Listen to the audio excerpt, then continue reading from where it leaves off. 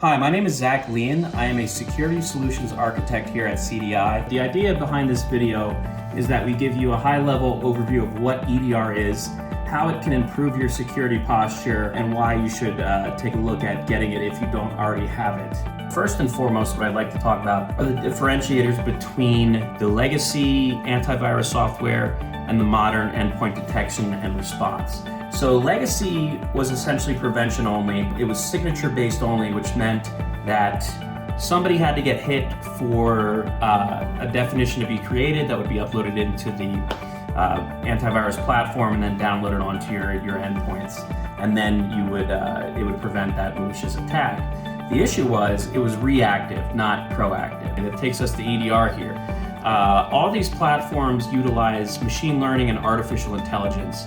So what they do is once you set them up in your environment, they set a baseline of what is normal for your work environment. So if anything falls outside of those boundaries, any kind of anomalies it can detect, it sees those as a threat. So you might get some false positives sometimes, but for the most part, it's beneficial. The biggest differentiator from that and legacy is that it's proactive. So you've got a platform that's constantly actively looking at what's going on in your environment and it's taking action, right? So it's not just looking at signatures, it's dynamic. Hey, something's going wrong here, we gotta do something here. It does detection and threat hunting. The threat hunting is probably the biggest part. Threat containment, so if it notices a threat, segment it, sandbox it, keep it away from all the other machines or servers so that it wouldn't cause an issue with them. Another big aspect of it is protection for zero-day attacks. So because it utilizes artificial intelligence and machine learning, even if there's not a definition for a specific malicious threat, it can still protect against zero-day attack with files being encrypted all at once, a lot of files being exfiltrated, things like that. You can set it to take action there.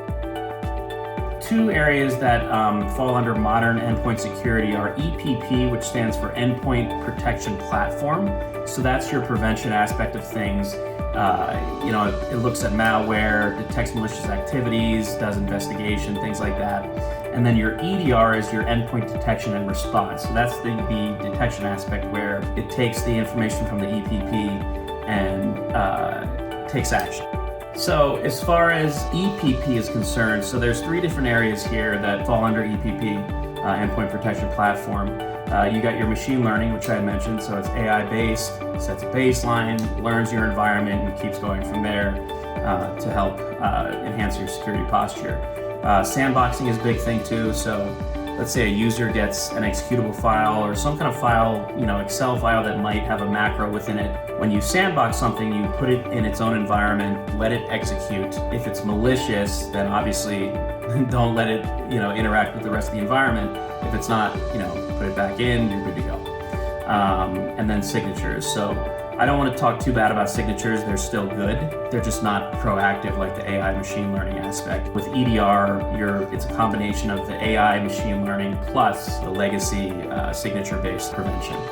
As far as EDR is concerned, there's four different aspects that it consists of. You've got your monitoring, your analyzing, your responding, and your forensics. All of them are very, very important. Monitoring is the watching of it, right? So what's going on? Is something weird happening? Analyzing is when it detects something weird. And then responding is, all right, we got something that's an anomaly here. This doesn't normally happen.